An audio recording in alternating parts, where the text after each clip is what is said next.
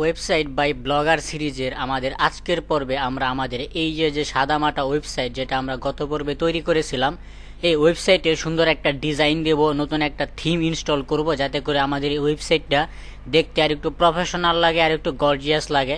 তো এই ওয়েবসাইটে থিম কিভাবে আমরা সেট আপ করবো বা থিমগুলো কোথায় পাবো সেইটা আমরা আজকে দেখব, এবং একটা থিম বাছাই করে আমরা আমাদের এই ওয়েবসাইটে ইনস্টল করব বা সেট আপ করবো। তো থিম ডাউনলোড করার জন্য আমরা নতুন একটা ট্যাব ওপেন করে নিচ্ছি এবং এইখান থেকে আমরা সার্চ করব সরা টেমপ্লেটস লিখে।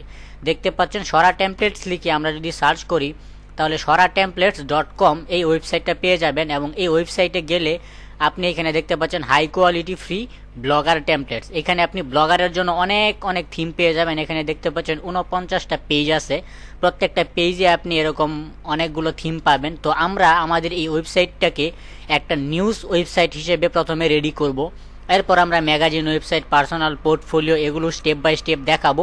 তো প্রথমে যেহেতু আমরা এই ওয়েবসাইটটাকে একটা ব্লগ সাইট বা নিউজ সাইট হিসেবে আমরা তৈরি করতে চাচ্ছি, তো সেই জন্য আমরা বহুল ব্যবহৃত একটা থিম আছে যেটার নাম হচ্ছে নিডমেক থিম। আপনারা এখানে সরা টেমপ্লেটস লিখে সার্চ করলে এখানে দেখতে পাচ্ছেন নিডমেক ব্লগার টেমপ্লেটস, এইটা এখানে সাজেশনে পাবেন। যদি না পান তাহলে আপনি নিডমেক ব্লগার টেমপ্লেটস লিখে সার্চ করলেও আপনি একটা লিঙ্ক পেয়ে যাবেন। তো আমরা যেহেতু এখানে সাজেশনে পেয়ে গেছি, তো এটা অনেক বেশি ব্যবহার হয়েছে। এরপরে সরা শপ আছে, সরা এসইও আছে, তো আমরা নিডম্যাকটা ব্যবহার করব। তো নিডম্যাকটা ব্যবহার করার জন্য আমরা এই নিডম্যাকে সিলেক্ট করলাম, এটাতে ক্লিক করার পর দেখতে পাচ্ছেন নিডম্যাক চলে আসছে, এবং এইখানে আপনি ডেমো সি ইট লাইভ আপনি যদি এটাতে ক্লিক করেন তাহলে এই থিমটা যে ডিজাইনটা আছে সেই ডিজাইনটা আপনি এখানে দেখতে পারবেন যে এই থিমটা আসলে দেখতে কেমন দেখায়। তো এইটা আমরা যদি ভিউ করি আমাদের ওয়েবসাইটটা দেখতে এরকম হবে, এরকম একটা ডিজাইনের ওয়েবসাইট আমরা তৈরি করতে পারবো এই নিডম্যাকের মাধ্যমে। তো এরপর এখানে দেখেন ডাউনলোড নাও ফ্রি ভার্সন, এবং এইখানে এটা প্রিমিয়াম ভার্সনটা আপনি যদি পারচেস করতে চান করতে পারেন, আর যদি বলেন ফ্রি ভার্সন তাহলে ফ্রি ভার্সন আপনি ইউজ করবেন। তো আমরা যেহেতু একদম ফ্রিতে একটা ওয়েবসাইট তৈরি করব, তো সেই জন্য আমরা ফ্রি ভার্সনটাই ব্যবহার করব। তো এই জন্য আমরা ডাউনলোড ফ্রি ভার্সন এটাতে ক্লিক করব। এটাতে ক্লিক করলে আমাদের এই নিডমেক থিমটা কিন্তু ডাউনলোড হচ্ছে। তো আমি এটা ডাউনলোড করে নিচ্ছি, আমি এটাকে ডেস্কটপে ডাউনলোড করব। এরপর আমরা এখান থেকে সেভে ক্লিক করে দিলাম। তো দেখতে পাচ্ছেন আমাদের এই থিমটা কিন্তু ডাউনলোড হয়ে গেছে। এখন আমরা এটা কেটে দিলাম, কেটে দেওয়ার পর আমরা আমাদের ডেস্কটপে চলে যাব যেখানে আমাদের থিমটা ডাউনলোড হয়েছে। তো ডেস্কটপে যদি যাই, যে এইখানে দেখতে পাচ্ছেন এটা হচ্ছে আমাদের নিডমেক থিম ফ্রি ভার্সন। তো এইটাতে আমরা কি করব, এটা যেহেতু জিপ ফাইল আকারে আছে, তো এটাকে আমরা এখান থেকে রাইট ক্লিক করে এটাকে এক্সট্রাক্ট করে ফেলবো। তো আমি এখান থেকে উইনরার দিয়ে এক্সট্রাক্ট করে ফেলতেছি। তো এক্সট্রাক্ট করার পর এখানে দেখতে পাচ্ছেন এরকম একটা ফোল্ডার পাবেন নিডমেক ফ্রি ভার্সন। এটাতে যদি আমরা ক্লিক করি, ক্লিক করার পর এখানে অনেকগুলো ফাইল আছে। এইখান থেকে আপনি যেই ফাইলটা খুঁজে বের করবেন সেইটা হচ্ছে, আমি আপনাদেরকে দেখাচ্ছি, এখানে ওই ফাইলটা আছে। তো এইখানে এই ফাইলটা হচ্ছে, আমরা দেখি কোথায় আছে ফাইলটা। তো এই যে নিডমেক ফ্রি ভার্সন এই নামে একটা ফাইল পাবেন আপনি, এইটাই হচ্ছে মূলত আমাদের থিম, আর এইগুলো হচ্ছে ডকুমেন্টেশন এবং অনেকগুলো লিঙ্ক আছে। তো এইগুলো আমাদের প্রয়োজন নেই। এখানে নিডমেক ফ্রি ভার্সন নামে আপনি যে ফাইলটা পাবেন, এই ফাইলটা এখন আমরা আমাদের ব্লগারের যে ওয়েবসাইটটা আছে, আমরা যদি আমাদের ওয়েবসাইটে যাই, এইখানে আমরা এই থিমটাকে আপলোড করব। তো আপলোড করার জন্য আমরা আমাদের ব্লগারের যে এডমিন প্যানেল আছে, এটা হচ্ছে আমাদের ব্লগারের এডমিন প্যানেল, আমাদের এই ওয়েবসাইটের এডমিন প্যানেল।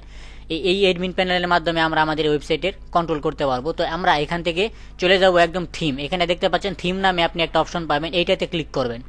এইটাতে ক্লিক করার পর এখানে কাস্টমাইজ নামে অপশন পাবেন, এবং এইটার পাশে আপনি একটা বাটন পাবেন। এইটাতে যদি আপনি ক্লিক করেন তাহলে এখানে দেখেন ব্যাকআপ, রিস্টোর, এডিট HTML এবং switch to first generation classic theme, এই 4টা অপশন আপনি পাবেন।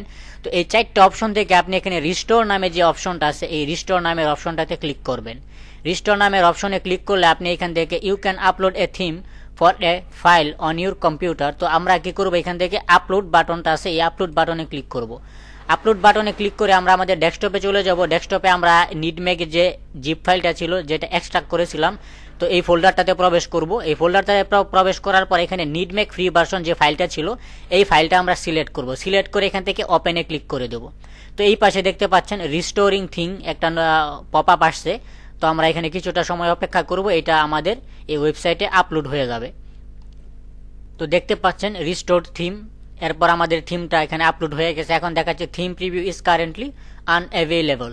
তো আমরা এখন যদি আমাদের এই যে ওয়েবসাইটটা আছে, আমাদের এই ওয়েবসাইটটা যে সাদামাটা আছে, তো আমরা যদি এই ওয়েবসাইটটা এখন রিফ্রেশ করি বা রিলোড দেই, তাহলে কিন্তু আমাদের এই থিমের যে ডিজাইনটা ছিল, আমরা নিডম্যাগের যে ডিজাইনটা ছিল আমাদের, সেই ডিজাইনটা কিন্তু এইখানে চলে আসছে।